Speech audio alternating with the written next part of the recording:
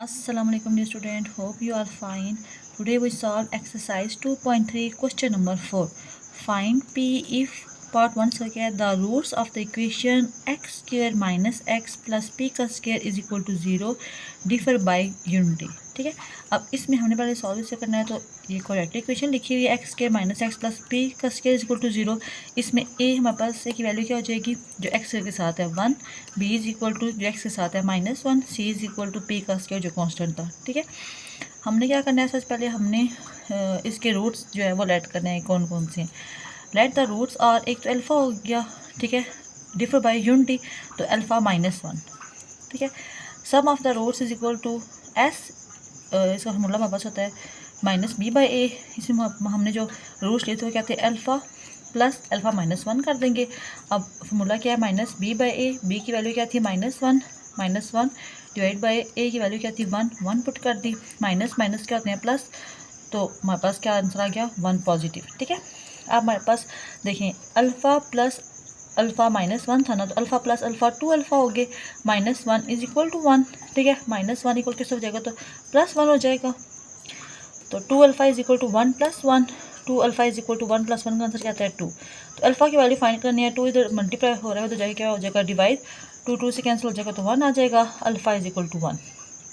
ठीक है, अब product of roots p is equal to alpha into alpha -1।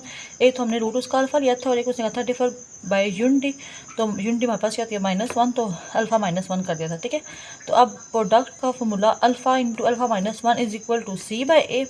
सी की वैल्यू क्या है, पी का स्क्वायर, ए की वैल्यू क्या है 1, पी का square divided by 1 is equal to P का स्क्वायर। ठीक है, अब अल्फ़ा को अल्फ़ा से मल्टीप्लाई करो तो अल्फ़ा का स्क्वायर माइनस अल्फ़ा आता है। ठीक है, अब आप क्या करोगे, जो अल्फ़ा की वैल्यू ऊपर आपने फाइंड किया ना, ये इज इक्वल टू 1, तो ये हम इस क्वेश्चन में पुट कर देंगे। अल्फ़ा की वैल्यू पुट की 1, अंदर भी 1 -1 इज इक्वल टू पी का स्क्वायर, 1 - 1 इज इक्वल टू 0, तो पी का स्क्वायर इज इक्वल टू 0। इसका क्या मतलब है, पी इज इक्वल टू 0।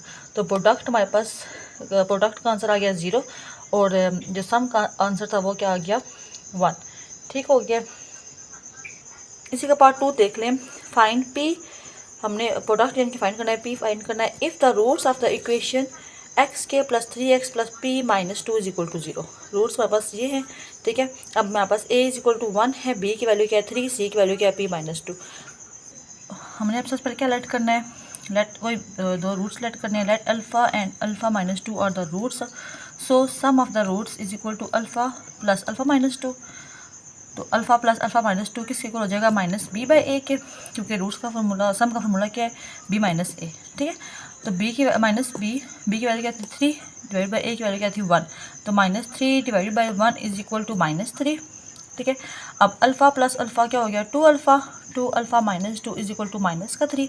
ये -2 इक्वल किस तरफ जाएगा, तो क्या हो जाएगा positive 2, 2 alpha is equal to -3 + 2, -3 + 2 क्या होता है माइनस का 1। ठीक है, प्लस माइनस माइनस, ऑपरेशन कौन सा होगा, माइनस का होगा, और साइन कौन सा लगेगा, जो बड़ी वैल्यू के साथ साइन होता है। ठीक है, अब अल्फ़ा की वैल्यू फाइंड करनी है, तो 2 तो जाके क्या हो जाएगा डिवाइड, क्योंकि इधर क्या हो रहा था मल्टीप्लाई। ठीक है, अल्फ़ा इज इक्वल टू -1/2। अब अल्फ़ा की तो वैल्यू आपके पास आ गई है, अब अपने प्रोडक्ट फाइंड करना था ना, उसने कहा था पी की वैल्यू फाइंड करो, तो product of roots is equal to P. इसका क्या मतलब है, पी इज इक्वल टू दो हमने जो रूट्स लिए थे अल्फ़ा इंटू अल्फ़ा -2, दोनों को आपस में मल्टीप्लाई कर देंगे। अब प्रोडक्ट ऑफ फॉर्मूला क्या है c/a, तो alpha into alpha -2 is equal to c/a। सी की वैल्यू क्या थी p-2 डिवाइडेड बाई a की वैल्यू क्या थी 1, तो p-2 divide by 1 is equal to p-2। ठीक है, अब अल्फ़ा की वैल्यू अपने फाइंड किया, ये -1/2। अब आप अल्फ़ा की जगह अल्फ़ा की वैल्यू पुट कर दोगे। अब alpha into alpha -2 is equal to p-2 था, अल्फ़ा की वैल्यू -1/2 इसमें पुट कर दें, -1/2 इंटू -1/2 माइनस का 2 इज इक्वल टू p-2।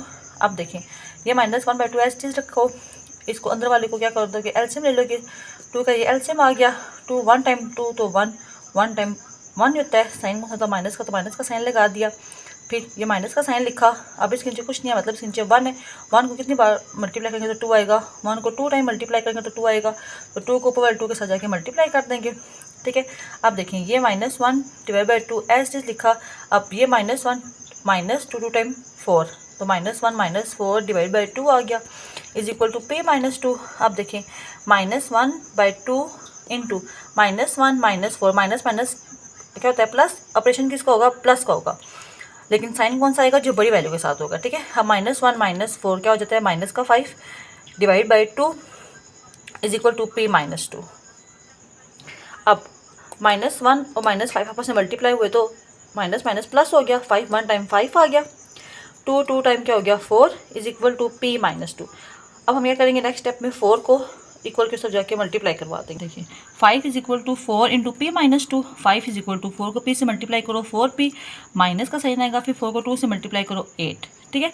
अब 4p -8 इज इक्वल टू 5 आ गया। अब 4p की वैल्यू फाइंड करनी है तो -8 इक्वल किस तरफ है, इसको इक्वल किस तरफ भेजेंगे तो क्या हो जाएगा पॉजिटिव 8।